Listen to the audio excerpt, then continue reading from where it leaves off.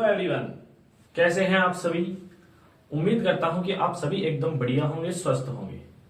मैं हितेश शर्मा स्वागत करता हूं आपके अपने ब्यूटीफुल से चैनल LHS फिजिक्स पॉइंट में।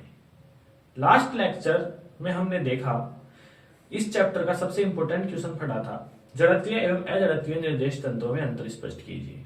वहां से अपने इस चैप्टर की शुरुआत हो चुकी थी। इंपॉर्टेंट क्वेश्चन नंबर 1 था, वो सभी को आपको समझ में आया होगा। ठीक है, आज हम इंपोर्टेंट क्वेश्चन नंबर 2 इस चैप्टर का स्टार्ट करने जा रहे हैं। ये वेरी वेरी इंपॉर्टेंट क्वेश्चन है, इस चैप्टर का सबसे बड़ा क्वेश्चन है ये। ठीक है, बिल्कुल इजी क्वेश्चन है, आराम से आपको समझ में आ जाएगा, बिल्कुल आसान क्वेश्चन है। इस क्वेश्चन के करने के बाद हम इसके खूब सारे न्यूमेरिकल भी करने वाले हैं, ताकि आपको इस क्वेश्चन के जो कॉन्सेप्ट है वो पूरे समझ में आ जाएंगे और ये क्वेश्चन आपके लिए आसानी से बिल्कुल इजी क्वेश्चन हो जाएगा। ठीक है, तो कॉपी पेन निकाल लीजिए, नोट्स बनाना स्टार्ट करें। तो आज का अपना सबसे वेरी इंपॉर्टेंट जो क्वेश्चन है वो है गैलीलियन का रूपांतरण संबंध को परिभाषित करो तथा स्थिति वेग त्वरण एवं बल रूपांतरण संबंध उत्पन्न करो।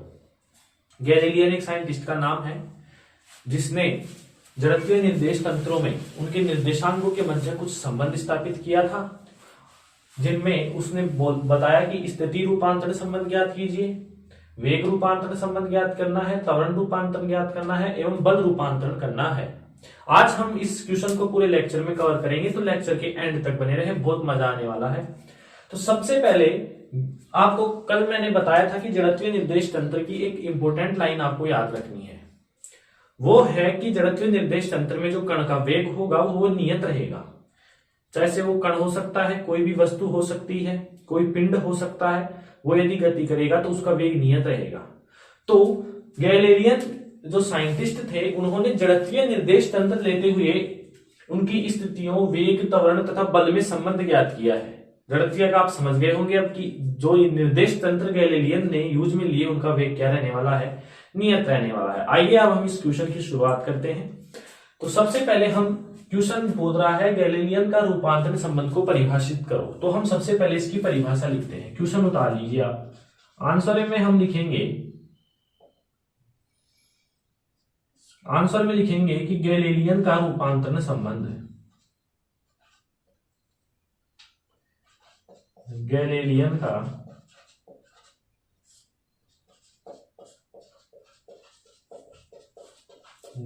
का रूपांतरण संबंध की परिभाषा देंगे।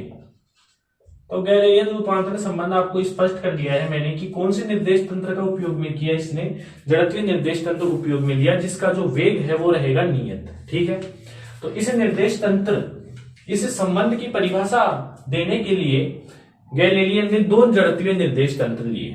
कितने निर्देश तंत्र लिए? 2 जड़त्वीय निर्देश तंत्र। निर्देश तंत्र आप सामान्यतः जानते हैं, इनको हम निर्देश तंत्र बोलते हैं। ठीक है, ये निर्देश तंत्र है अपने, यहाँ पर मूल बिंदु O X Y Z, O X Y Z। ठीक है, तो इस प्रकार गैलीलियन ने 2 जड़त्वीय निर्देश तंत्र ले लिए, जहां मान लो कोई भी यहाँ पार्टिकल होगा, उनका वेग क्या रहेगा अपने पास, नियत रहने वाला है। क्या रहने वाला है? नियत रहने वाला है, क्योंकि दोनों निर्देश तंत्र कैसे हैं? जड़त्वीय निर्देश तंत्र है। ठीक है, तो गैलीलियन ने 2 निर्देश तंत्र लिए, कौन से? जड़त्वीय निर्देश तंत्र, जिनके नाम दे दिया S और S डैश। इस निर्देश तंत्र का मान लीजिए S है, इसका मान लीजिए S डैश है, कोई भी दिक्कत नहीं होगी। बस अंतर यहां आ जाएगा कि जो S निर्देश तंत्र है और जो S डैश है, S डैश निर्देश तंत्र में जो एक्सिस है वहां डैश लग जाएगा, बस, और कोई अंतर नहीं है इनके अंदर। नाम इनका निर्देश तंत्रों का जड़त्वीय निर्देश तंत्र पड़ा है। क्यों पड़ा है? क्योंकि इसमें जो कण है उसका वेग क्या है? नियत है। चलिए अब हम, आपको समझ में आ गया होगा, इसकी परिभाषा समझते हैं। ठीक है, तो परिभाषा में क्या है यहां पर, गैलीलियन रूपांतरण के अनुसार माना 2 जड़त्वीय निर्देश तंत्र, अभी अभी डायग्राम में समझाया मैंने, माना 2 जड़त्वीय निर्देश तंत्र, कोष्टक में हम लिख देंगे, उनके नाम लिख देंगे S व S डैश।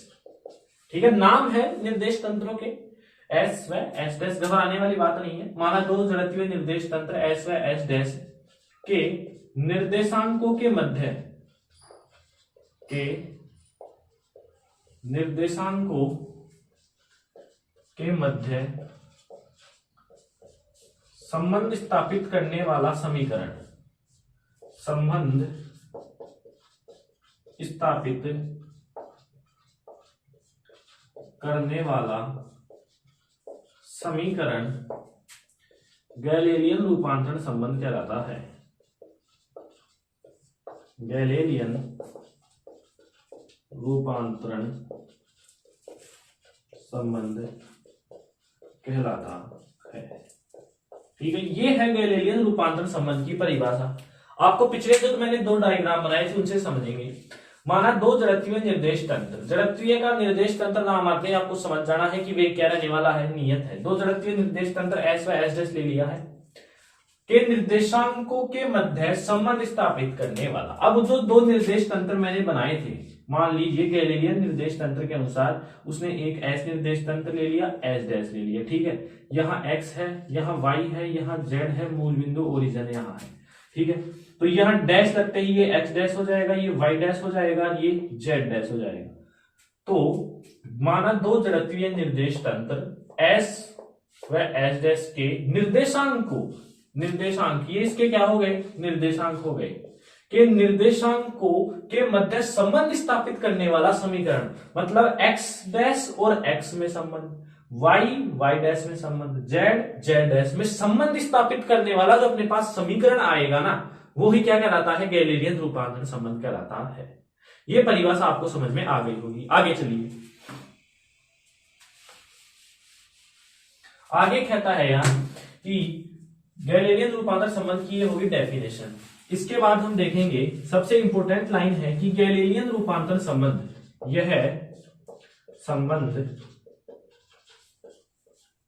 यह संबंध उन कणों के लिए लागू होता है, यह संबंध उन कणों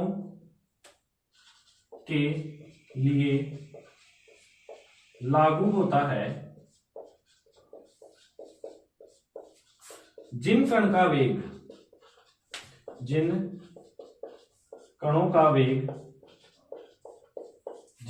वेग प्रकाश के वेग से बहुत कम होता है, प्रकाश के वेग से बहुत कम होता है। यह गैलीलियन ने अपने सिद्धांत में इस पंक्ति को जोड़ा है कि मेरा सिद्धांत तभी लागू होगा जब जो आपका जड़त्वीय निर्देश तंत्र में जो कण है उसका वेग प्रकाश के वेग से कम होगा। प्रकाश का वेग आप सभी जानते हैं 3 × 10⁸ मीटर प्रति सेकंड होता है। ठीक है, ये प्रकाश का वेग है। तो इसने एक कंडीशन रखी है अपने सिद्धांत के अनुसार कि मेरा सिद्धांत गैलीलियन रूपांतरण संबंध उन्हीं कणों में लागू होगा जिन कणों का वेग प्रकाश के वेग से बहुत कम होगा, लगभग बराबर नहीं, कम होना चाहिए, बहुत कम होना चाहिए। तो यहां गैलीलियन रूपांतरण संबंध लग जाएगा। ठीक है, तो ये एक स्टेटमेंट है जो इंपोर्टेंट स्टेटमेंट है, तभी यहां ये लागू होगा गैलीलियन रूपांतरण संबंध। ठीक है, तो आगे चलिए, अब हम पहला स्थिति रूपांतरण संबंध की बात करते हैं। इसके लिए आप यहां तक नोट करें, नोट कर लिया, मिलाते हैं। तो ये परिभाषा थी गैलीलियन रूपांतरण संबंध की। इसका एक जो इंपोर्टेंट स्टेटमेंट था वो था कि मेरा सिद्धांत उन्हीं में लगेगा जहां प्रकाश का वेग क्या रहेगा, बहुत, मतलब जो कण है आपका, पार्टिकल है, वो गति कर रहा है, उसका वेग प्रकाश के वेग से बहुत कम रहना चाहिए। अब सबसे पहला, यहां तक अपना क्वेश्चन कंप्लीट हो चुका है। पहला आता है स्थिति रूपांतरण संबंध, हेडिंग डालेंगे, वेरी वेरी इंपॉर्टेंट है, बिल्कुल इजी हो जाएगा। स्थिति रूपांतरण संबंध, गैलीलियन का स्थिति रूपांतरण संबंध ज्ञात करना है। तो स्थिति रूपांतरण संबंध में मैं पहले लिखता हूं फिर समझाएंगे। माना दो निर्देश तंत्र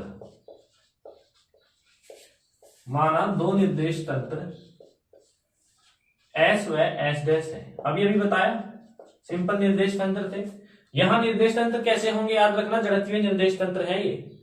माना दो निर्देश तंत्र एस व एस डैश, निर्देश तंत्रों के नाम है एस व एस डैश। पहली कंडीशन आ रही है आपके पास t बराबर 0 समय पर, यानी जब समय ही 0 है तो वो इनिशियल पोजीशन मान सकते हैं हम उसको, यानी t बराबर 0 समय पर, अर्थात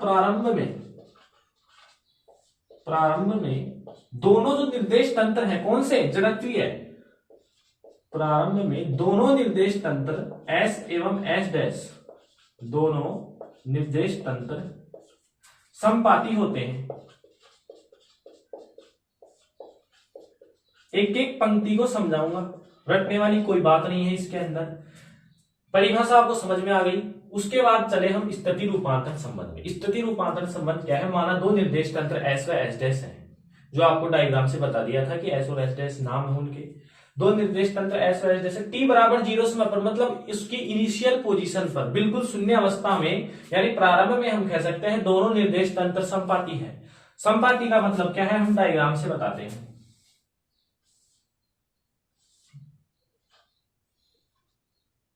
समपाती का मतलब होता है एक के ऊपर एक, यानी यही ये किसके निर्देशांक हो गए, एक्स वाई जेड, एस निर्देश तंत्र के। अब जस्ट इसके ऊपर बिल्कुल ऐसे की ऐसे कौन सा निर्देश तंत्र है, एस डैश, यानी यहां क्या आ जाएगा, वाई वाई डैश, जेड और जेड डैश, और मूल बिंदु भी तो आएगा एस डैश का ओ डैश। यानी आपको यहां से भी समझ में नहीं आता है तो आप ये देखिए, ये दो मार्कर हैं। प्रारंभ में t बराबर 0 समय पर, आपको पिछला वाला मार्कर नहीं दिख रहा होगा, ये एक दूसरे के समपाती हैं इनिशियल पोजीशन पर, t बराबर 0 समय पर। तो इस प्रकार से जो s निर्देश तंत्र था उसी के ऊपर जस्ट s डैश निर्देश तंत्र एज इट इज रख दिया गया है। ठीक है, तो उसकी एक्सिस भी एक दूसरे के अक्ष को क्या ढक लेंगी। ठीक है, तो आगे चलिए, ये तो थी उसकी पहली कंडीशन कि t बराबर 0 समय पर प्रारंभ में दोनों निर्देश तंत्र क्या है, समपाती है। दूसरी कंडीशन में चलते हैं, t समय पर, अब यहां से कुछ समय लिया है तो t समय पर क्या इसमें परिवर्तन होता है, लिखेंगे t समय पर s डैश निर्देश तंत्र, t समय पर s डैश निर्देश तंत्र s निर्देश तंत्र के सापेक्ष, t समय पर s डैश निर्देश तंत्र s निर्देश तंत्र के सापेक्ष,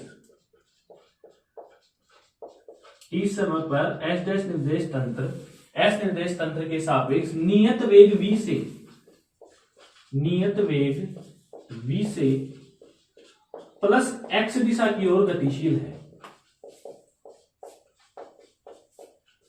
प्लस x दिशा की ओर गतिशील है।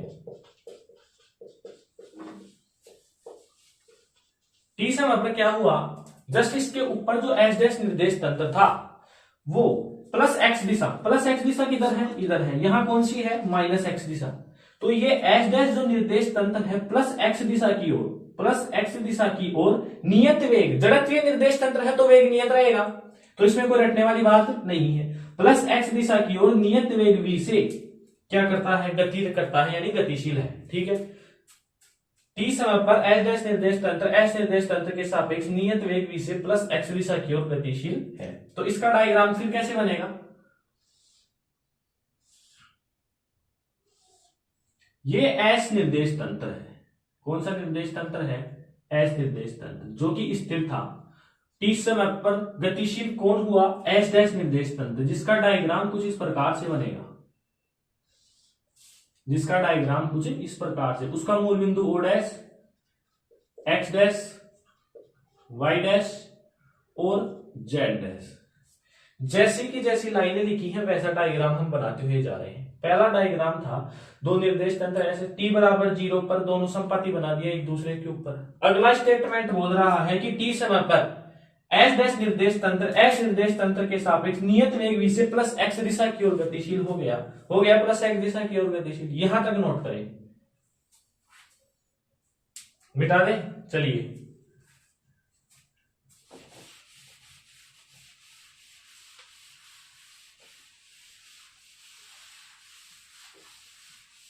ये डायग्राम हम दोबारा बनाते हैं। दूसरा जो स्टेटमेंट था कि t समय पर s डैश निर्देश तंत्र के सापेक्ष नियत वेग v से प्लस x दिशा की ओर गतिशील हो जाता है। ठीक है, तो ये कौन सा निर्देश तंत्र है, ये है s निर्देश तंत्र। ठीक है, स्टेटमेंट था कि s डैश निर्देश तंत्र के सापेक्ष नियत वेग v से प्लस x दिशा की ओर गतिशील हुआ है। अब आप मेरे को बताएंगे प्लस एक्स दिशा ही तो है गतिशील, तो यहां पर कोई पार्टिकल था अपने पास, ठीक है, ये कोई कण है। अब ये जो हुआ है ना, इसके हम थोड़ी क्या लिखेंगे कि चित्रानुसार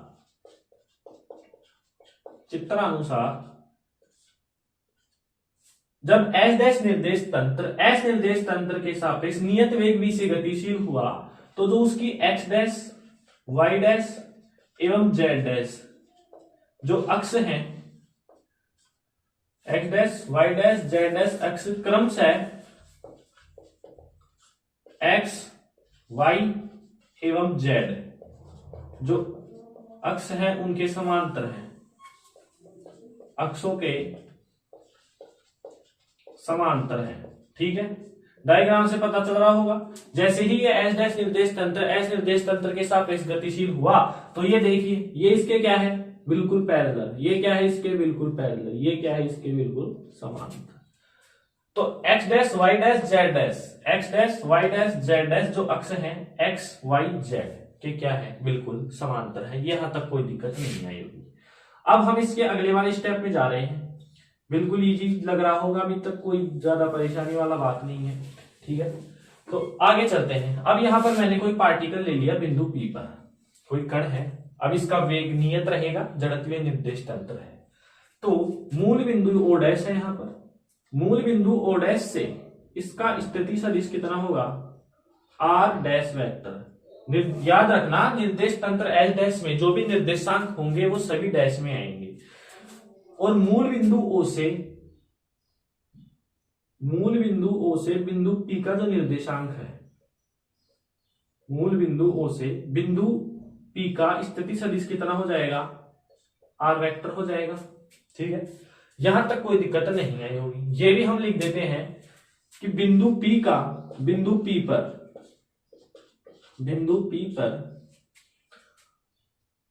मूल बिंदु O डैश से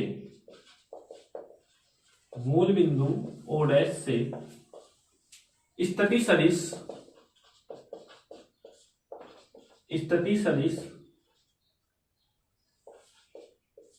R डैश वेक्टर है, तथा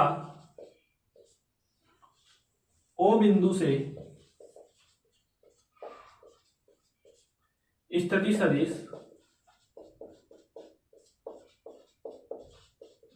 सदिश R वेक्टर है। दोबारा देखेंगे, गैलेलियन रूपांतरण का जो स्थिति रूपांतरण है उसमें हमने दो निर्देश तंत्र लिए, S और S डैश। निर्देश तंत्र कैसे होंगे, जड़त्वीय होंगे। ठीक है, t बराबर 0 समय पर इनिशियल पोजीशन पर दोनों निर्देश तंत्र एक दूसरे के क्या थे, बिल्कुल समपाती थे, बिल्कुल एक दूसरे पर ढके हुए थे। जैसे ही t समय हुआ, तो t समय पर S डैश निर्देश तंत्र के सापेक्ष नियत वेग v से प्लस x दिशा की ओर क्या हो गया, गतिशील हो गया, जिसका परिमाण अपने पास क्या निकला कि जो x डैश अक्ष है वो x के समांतर हो गई, y डैश y के और z डैश z के समांतर हो गई। ठीक है, फिर हमने यहाँ कोई बिंदु P लिया जिसपे वो कण है। अब ये जो कण गतिशील है उसका वेग नियत है। ठीक है, तो बिंदु P का मूल बिंदु O डैश से स्थिति सदिश कितना है, R डैश वेक्टर है। यही बिंदु P का मूल बिंदु O के सापेक्ष स्थिति सदिश कितना है, R वेक्टर है। ठीक है, तो यहां तक आपके बिल्कुल क्लियर हुआ होगा। अब हम इसके अंदर एक आगे की रचना कर रहे हैं कि O व O डैश, ये जो दूरी है O व O डैश, तो ये दूरी कितनी है, तो हम जानते हैं चाल बराबर होता है दूरी बटे समय। चाल बराबर है दूरी बटे समय। तो मेरे को ये दूरी निकालनी है O डैश की। तो O डैश की जो दूरी आएगी, यहां से देखिए सूत्र के अनुसार दूरी बराबर क्या हो जाएगा, चाल इंटू समय। तो O dash is equal to चाल कितनी है V और समय कितना है T। तो O डैश कितना आ गया, VT आ गया। अब देखिए कैसे आया VT, एस डैश निर्देश तंत्र है। ये कौन सा निर्देश तंत्र है, एस डैश निर्देश तंत्र है। एस डैश निर्देश तंत्र के सापेक्ष नियत वेग v से गतिशील हुआ, मतलब इसकी चाल क्या हो गई, v हो गई। आपको जस्ट इससे पहले लिखाया था कि t समय पर हुई है वो घटना, कितने समय पर हुई है, t समय पर। तो समय तो t था और चाल v थी, तो O डैश की जो दूरी है वो vt हो गई।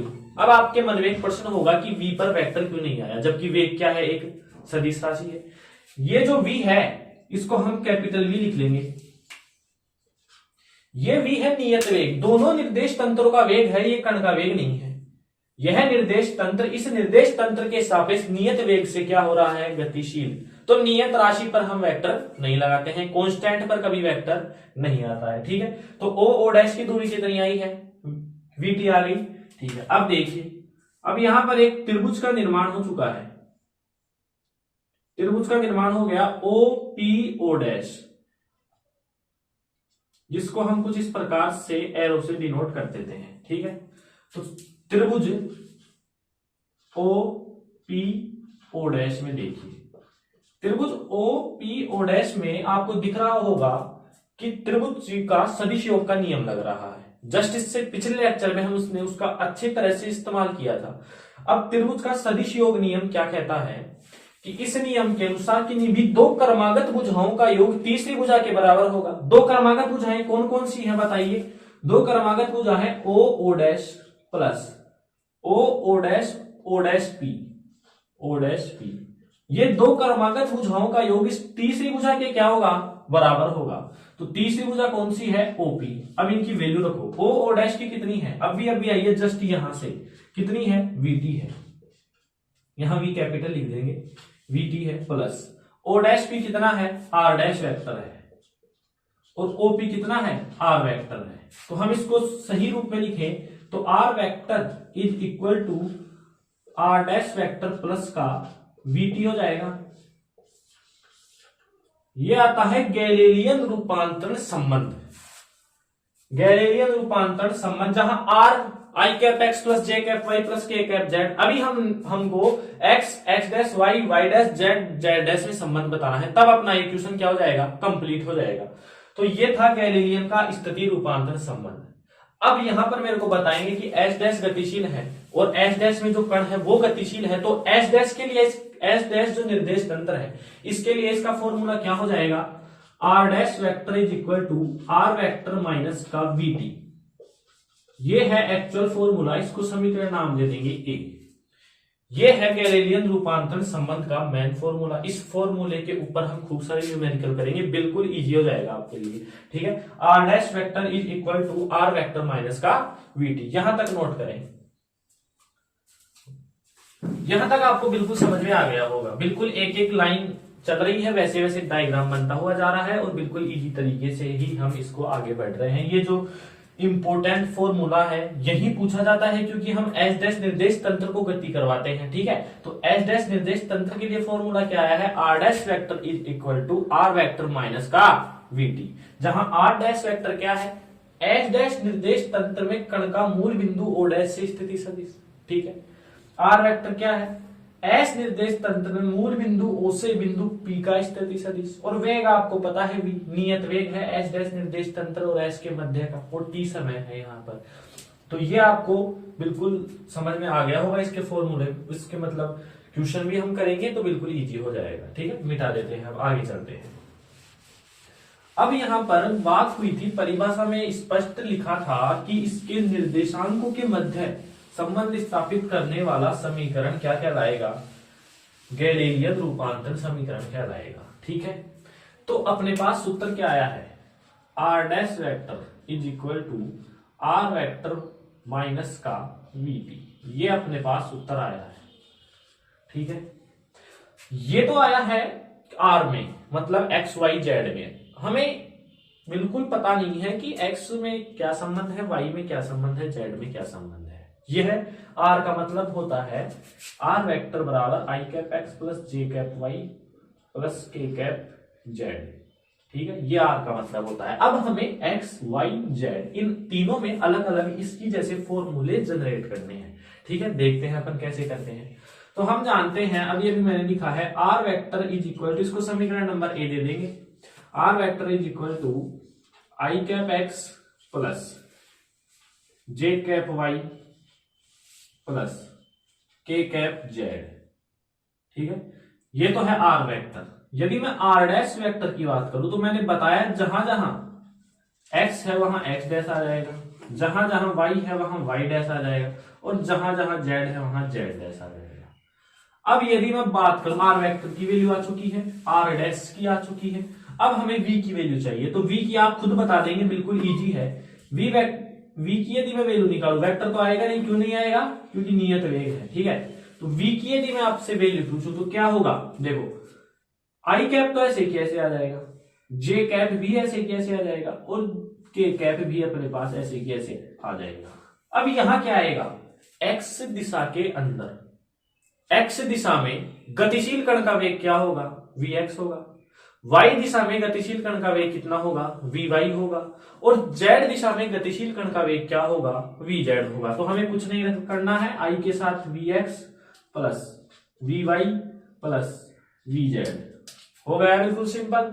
अब इन तीनों के जो मान है वो यहां रख देंगे हम, इन तीनों जो समीकरण है उनके जो मान है हम समीकरण ए में रखते हैं। रखिए r डैश वेक्टर की वैल्यू रखते हैं सबसे पहले, i cap x dash plus j cap y dash plus k cap z dash is equal to r vector कितना है, i cap x plus j cap y plus k cap z, ठीक है, minus v कितना है, i cap vx, यहां minus चिन्ह हम कोष्टक में लिख लेते हैं, i cap vx plus j cap vy plus k cap vz, और इनटू में क्या है, t है, केवल मान रखा है समीकरण ए में। अब यहां हम एक स्टेप करने जा रहे हैं, i कैप j कैप व k कैप के गुणांकों की तुलना करने पर, के गुणांकों की तुलना करने पर, आई जे के की गुणांकों की हम तुलना करेंगे।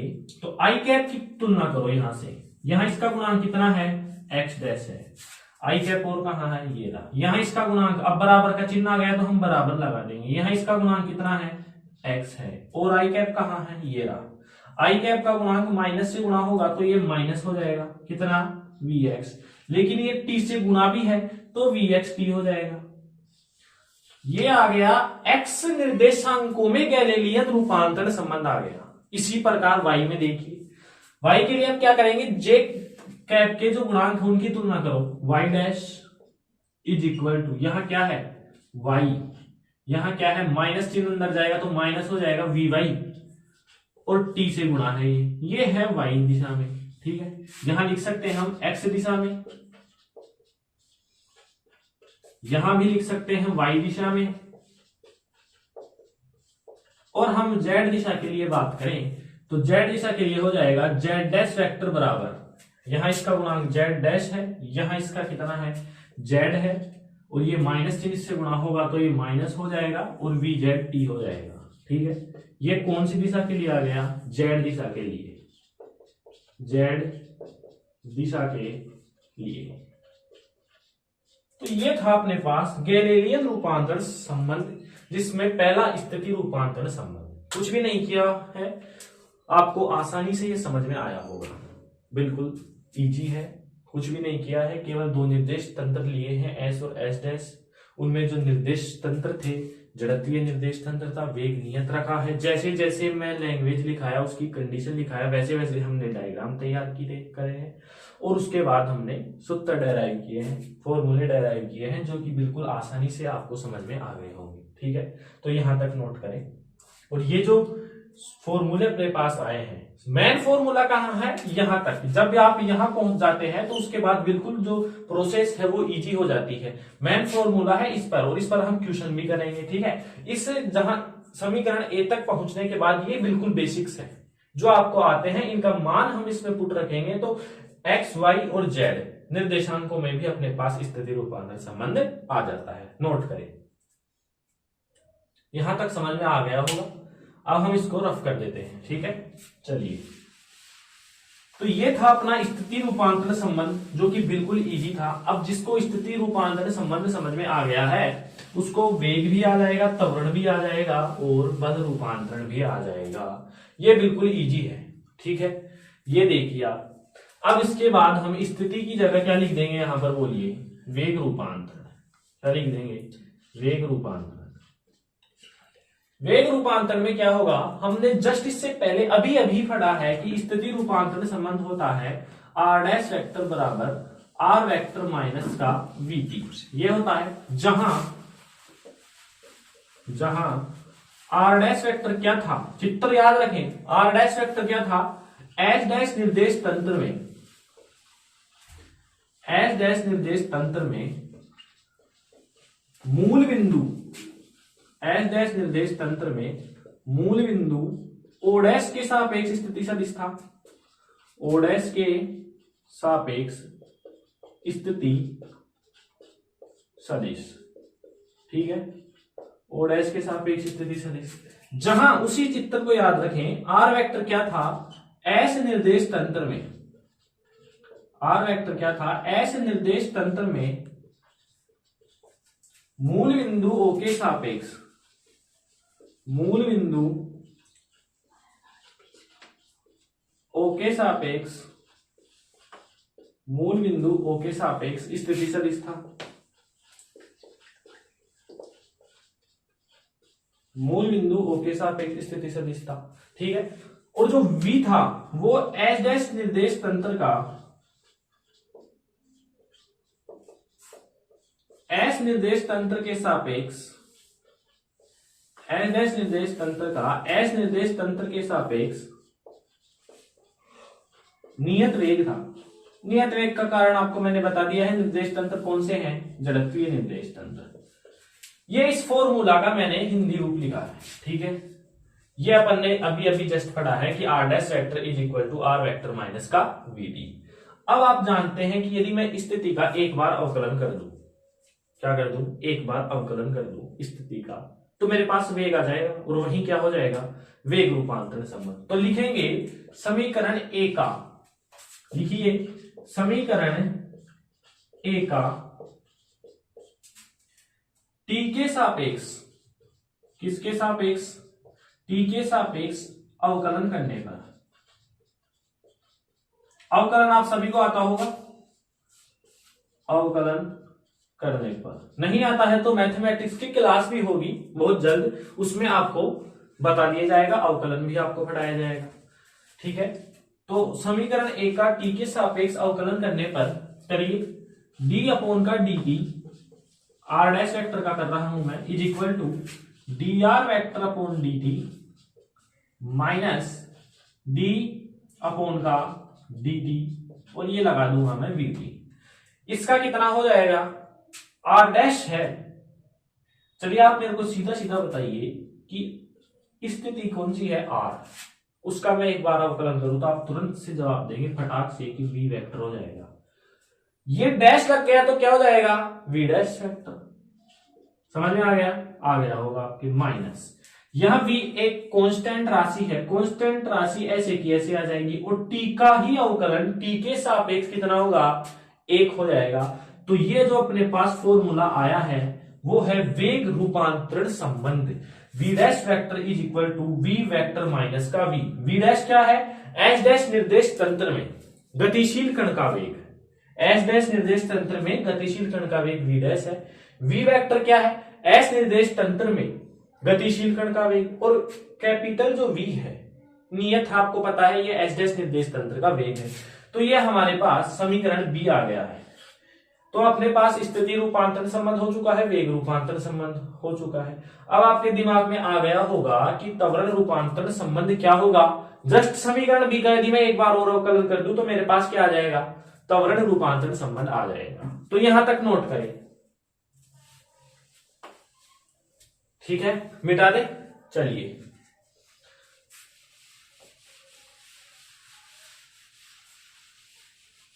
यहां तक आपको समझ में आ गया होगा बिल्कुल। तो वेग की जगह हम अब क्या कर देंगे, त्वरण कर देंगे। क्या कर देंगे, त्वरण रूपांतरण संबंध। तो यहीं से मैं लिखता हूं समीकरण बी का, समीकरण बी का टी के सापेक्ष, समीकरण बी का टी के सापेक्ष अवकलन करने पर देखिए d v dash vector upon का D t is equal to d v vector upon का dt माइनस d अपॉन का dt, और ये एक नियत राशि है v, उसका अवकलन। यदि मैं इसका करूं, इसका आप बता देंगे तुरंत से a वेक्टर, तो इसका क्या हो जाएगा s डैश में a डैश वेक्टर, तो ये अपने पास आ जाएगा। अब आप इसका बोलेंगे इसका तो v आना चाहिए था, v नहीं आएगा। ये एक कैसी राशि है, नियत राशि है। नियत राशि का अवकलन हमेशा क्या होता है, 0 होता है। यहां t क्यों आया, सॉरी यहां v क्यों आया, क्योंकि v बाहर आ गया। अवकलन आपको आता होगा, नियत राशि बाहर आ गई और t था, तो t का अवकलन t के सापेक्ष कितना हो जाएगा, 1 हो जाएगा। यहां पर इसके साथ कोई राशि नहीं है t के सापेक्ष जिसका अवकलन हो सके, तो ये नियत राशि का अवकलन आप मेरे को बताएं, 1 का अवकलन t के सापेक्ष कितना होगा, 1 थोड़ी ना होगा, 0 होगा।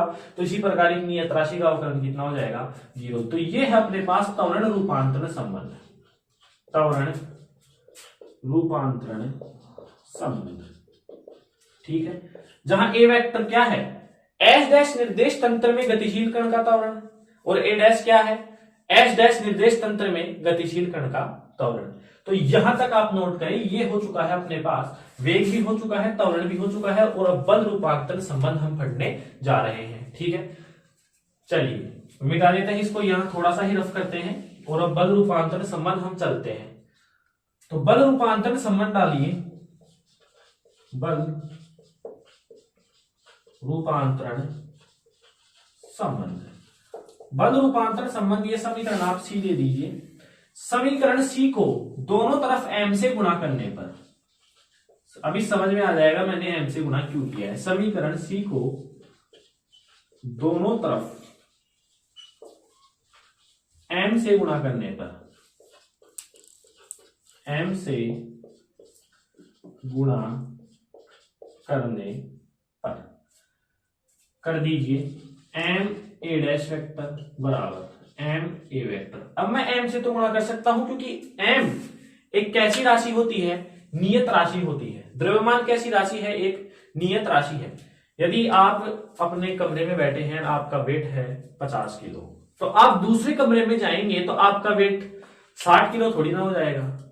क्यों नहीं होगा, क्योंकि द्रव्यमान एक नियत राशि है, इसलिए मैं इसको गुणा कर दूं तो इस राशि पर कोई फर्क पड़ने वाला नहीं है। ए वेक्टर के वेट में कोई परिवर्तन नहीं होगा, यानी जो त्वरण है ना उसके मान में कोई परिवर्तन नहीं होने वाला, यानी मैं m से मल्टीप्लाई कर देता हूं। तो m एक अचर राशि है, एक मिनट गलत बोल दिया। समीकरण जो c है उसको मैंने दोनों तरफ m से गुणा कर दिया है, क्योंकि द्रव्यमान एक नियत राशि है, तो इसलिए हम इसको दोनों तरफ गुणा कर रहे हैं। अब न्यूटन के द्वितीय नियम से हमने पहले पढ़ चुके हैं F बराबर m है, ठीक है। तो इसकी जगह तो मैं F वेक्टर लिख सकता हूं, तो इसकी जगह क्या हो जाएगा बोलिए, F डैश वेक्टर, और ये आपका क्वेश्चन यहां पर कंप्लीट होता है। ये समीकरण D आ गया है, ठीक है। क्वेश्चन बोल रहा था स्थिति रूपांतरण संबंध बता दिया है, r डैश वेक्टर बराबर r वेक्टर माइनस का vt, वेग बता दिया है v डैश वेक्टर बराबर v माइनस का कैपिटल V, त्वरण a डैश वेक्टर बराबर a, और बल F डैश बराबर F। तो यही क्वेश्चन पूछ रहा था। आपको ये पूरा क्वेश्चन कंप्लीटली समझ में आ गया होगा, बिल्कुल। तो एक बार और देख लीजिए। अब यहां तक नोट करें, पहले मिटा देते हैं हम इसको। अब वेरी इंपॉर्टेंट जो टॉपिक है लास्ट का, इसकी पूरी समरी की हम चर्चा करें तो वो क्या बोलती है, उसका जो निष्कर्ष निकलता है इसकी पूरी समरी से, वो देखते हैं हम क्या होता है।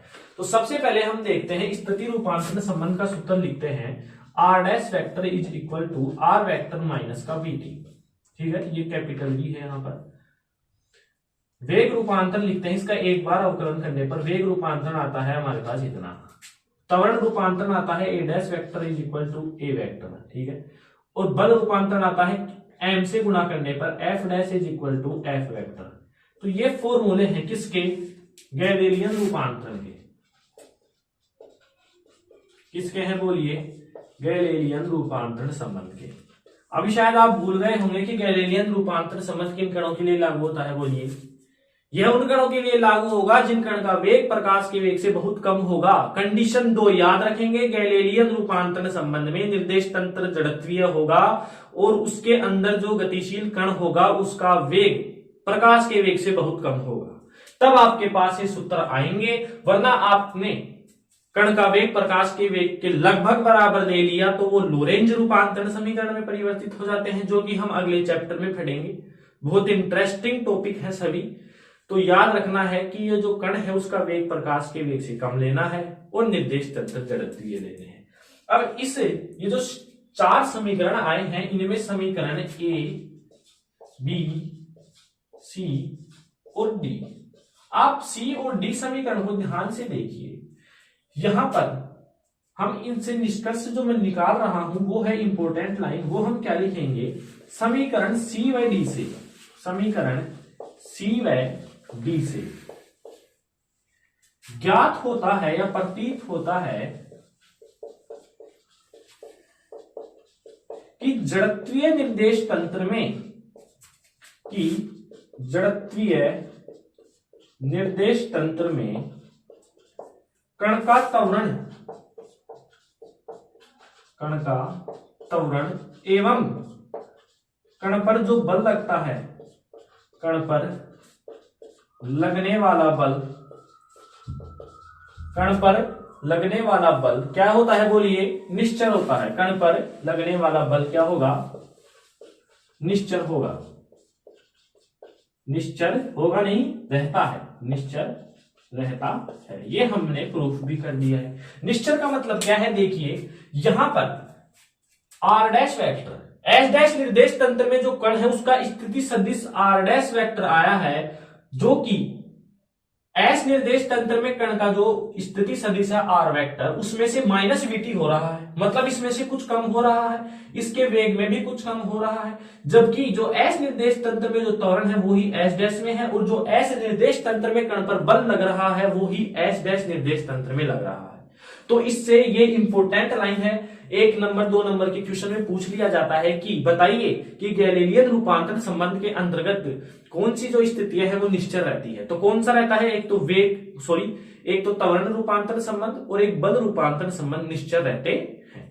तो उम्मीद करता हूं कि आप सभी को ये क्वेश्चन अच्छी तरह से समझ में आया होगा। इस क्वेश्चन के दौरान जो भी आपको परेशानी आएंगी या आप देखेंगे जब आप आएंगी, तो आप जरूर कमेंट बॉक्स में कमेंट करें। हालांकि ऐसी कोई परेशानी नहीं आएगी, बिल्कुल इजी तरीके से मैंने आपको क्वेश्चन को समझाने की कोशिश की है। अगर ये आपको क्वेश्चन समझ में आता है तो आपके इस चैप्टर के 2 वेरी इंपॉर्टेंट क्वेश्चन समझ में आ जाएंगे, जो कि बहुत ही अति महत्वपूर्ण क्वेश्चन है। तो ये एक अपनी शुरुआत है फिजिक्स की। हम आपको पूरा कंटेंट पूरा फर्स्ट ईयर तक लेकर चलेंगे, आप बस हमारे साथ जुड़े रहें। बिल्कुल इसी जो ये टॉपिक करा है इसी पर ही हम न्यूमेरिकल भी करेंगे, ताकि आपको ये जो क्वेश्चन है वो आसानी से, जो टॉपिक पढ़ा है जो आसानी से समझ में आ जाए और क्वेश्चन भी आपके हल हो जाए। एग्जाम में क्वेश्चन भी पूछे जाते हैं, न्यूमेरिकल टाइप क्वेश्चन भी पूछे जाते हैं। तो आपको लगातार पढ़ाई करते रहना है, एक दिन भी मिस नहीं करना है, और ज्यादा से ज्यादा इस वीडियो को फर्स्ट ईयर के जो स्टूडेंट तक पहुंचानी है, ताकि वो अभी से अपनी इस पढ़ाई को चालू कर सके और आसानी से समझ सके। ठीक है, तो हम आपके लिए मैथमेटिक्स भी कुछ दिनों में अरेंज करने वाले हैं। मैथमेटिक्स भी आपको संपूर्ण कोर्स कराया जाएगा। ठीक है, तो ज्यादा से ज्यादा इस वीडियो को शेयर करें। ठीक है, और लगातार पढ़ाई करते रहें, बीच में बिल्कुल भी ना रुके। जैसे जैसे लेक्चर आ रहे हैं वैसे वैसे आप नोट्स स्वयं बनाएंगे। हालांकि मैं समझता हूं कि आपके जो नोट्सों में कोई प्रॉब्लम नहीं आ रही, संपूर्ण जो नोट्स हैं वो ऑलरेडी बोर्ड पर कराए जा रहे हैं, तो आप इनसे भी लिख सकते हैं। और कमेंट बॉक्स में जरूर बताएं कि आपको समझ में आ रहा है या नहीं आ रहा है। लगातार पढ़ाई करते रहें, अपनी निरंतरता को न तोड़ें, और आपके लिए मैथमेटिक्स भी कुछ दिनों में आ रही है। ठीक है, पढ़ाई करते रहें। All the very best.